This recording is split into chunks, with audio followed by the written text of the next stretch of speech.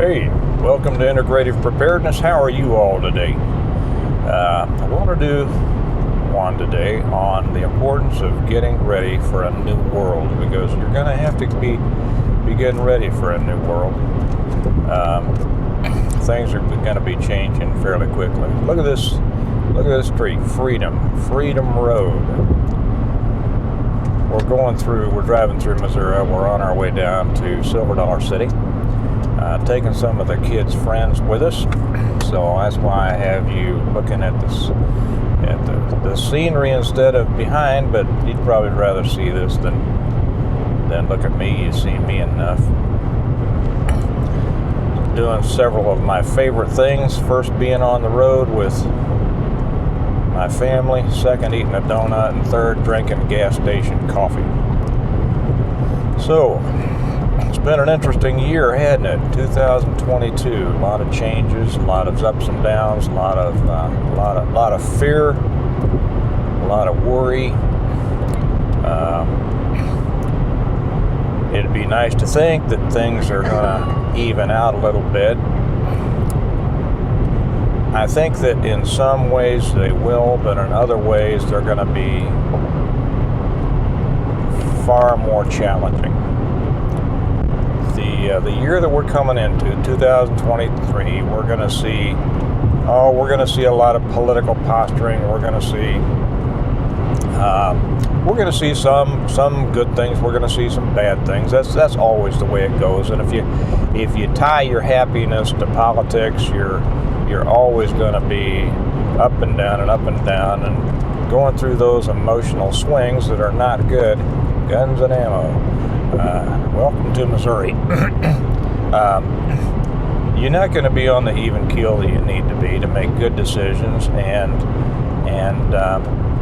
prepare for what I call positive preparedness or offensive preparedness, as opposed to negative or defensive preparedness. I'm going to be talking about that a lot more in the coming year. Some of you who have been with me for a while may have noticed that I've changed the tone of some of the videos that I've made recently. I haven't talked a lot about all the things that will destroy the country or the world or whatever. Doesn't mean that they're not out there. It doesn't mean that they've disappeared. But I'll tell you what, if you concentrate too much on that stuff, you're going to be pursuing your preparedness in my opinion, the wrong way. Besides that, there's already plenty of channels out there doing that, and I don't have anything against it. I think that it's important that those things be talked about, and I think that it's good, the channels that are out there that talk about the news of the day. I hear there are some channels that make fun of people who read the news. I don't at all. People have gotten away from the mainstream media, and people do get their news now more from what's called the alternative media or social media. So I think the people that are talking about the news and then giving their opinion on it, I think they're great. I think they're doing a great service. They really are the new news media, and they serve an important purpose. But I'll be honest, I just got tired of it. And you can't, if you allow yourself to be consumed on a daily basis by all the negative things that are happening in the world, you're going to go through life with a negative attitude, and an attitude of fearfulness, of depression, dejection, all sorts of things. And if you are going to prepare for anything, it doesn't matter whether it's a test in school, something for a job, a project. If you're preparing to go out and run fence, it doesn't matter. If you go at it with a negative feeling of how horrible things are going to be, you're not going to do a good job. You have to have a positive outlook on whatever you're doing. So that's kind of what I concentrate on. Those of you who have read my books, and for those of you who haven't, I'll put the links down below on this video. And you really should, if you haven't read them. This is the Stonemont series. The 5 books that are out there now are called The Reversion, The Revival, The Renewal and Appeal to Heaven, and The Blessings of Freedom. And the 6th one will be out in the next few months. But they do come at a catastrophe and preparedness for it from a very positive standpoint. In the foreword, I believe that it said it's a very positive story about a very negative experience, and that's exactly right. You know, it's not always what you experience, but usually how you take it, you know, and how you handle it, how prepared you are for it. That makes all the difference in the quality of the life of the people who experience the same experience. They don't experience it the same way.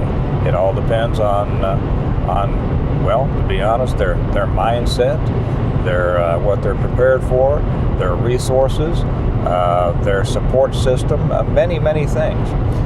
So if you haven't read my books, the Stonemont series, I highly suggest that you do, especially coming into the new year.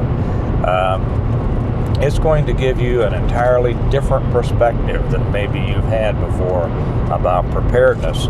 And it's 5 books of a novel that it's kind of the game plan, the entire game plan for preparing for, surviving, and rebuilding after the major collapse.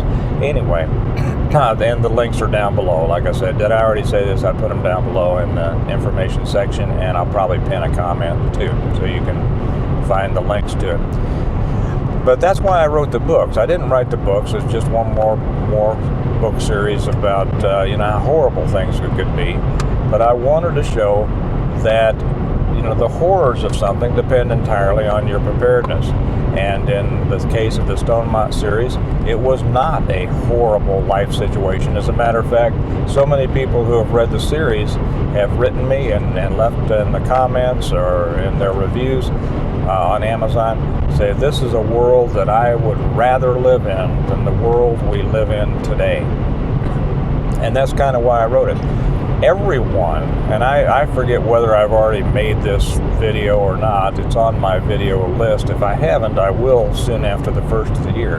Everyone should be planning and working towards establishing their own Stonemont.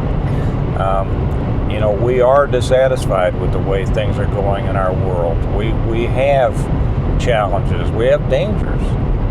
The world is collapsing. Our country is collapsing, whether it's economic or moral or whatever. The collapse of the families, the collapse of the individuals, the collapse of everything. We are going through that, and there's plenty to be concerned about. But if you simply go about it with a negative, fearful, and defensive attitude, you're not going to build what you should in order to come out the other side or to live during this time in the positive way God wants you to live. So as I say, everyone should be working towards building and establishing their own Stonemont. It could be big like in the book, actually in the book it started out small and it became big. It could start out just as small as where you are now. It doesn't matter where you are now. It matters where you go from here. And the new year is a great place to kind of set that marker and get started on it. And building your Stonemont is about family. It's about friends. It's about relationships. It's about living according to the basic precepts and standards and values and virtues that most of us were raised on and wish that this country would get back to. So that's my message for today. As we get into the new year, I'm going to be talking more about preparing for and living in a new world, because it is going to be a new world. And I think there are going to be some things that at least I need to talk about, that are very different from what you've heard before from traditional preparedness outlets, shall we say, be it books, channels, whatever.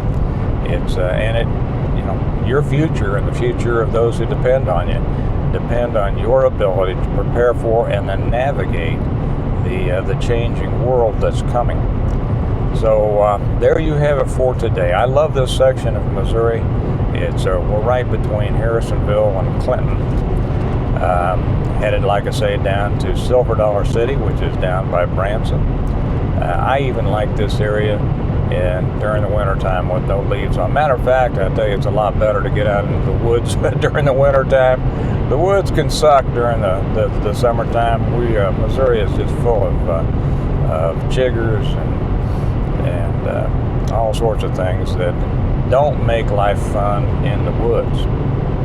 But during this time of year, it's a great place. So you all have a good day. Give some thought to what you need to do as you start into the new year. Look back. What did you not get accomplished that you had hoped to this year? Take a look at that. Whoops, I got to pause you for just a second. Okay, I had to pause you all for a private joke that I needed to let the family in on just for a second. Anyway, keep that in mind. Take a look towards the new year with a positive frame of mind. Take a look at what you didn't get done that you would have liked to last year, and plan on doing it this year. Set yourself a plan. Nothing makes more difference than having a plan. So you, however, good and having a plan, you can get a lot of stuff at Walmart. You all have a good day. Remember that we prepare well today in order to live well tomorrow, and I will probably talk to you tomorrow. Bye-bye.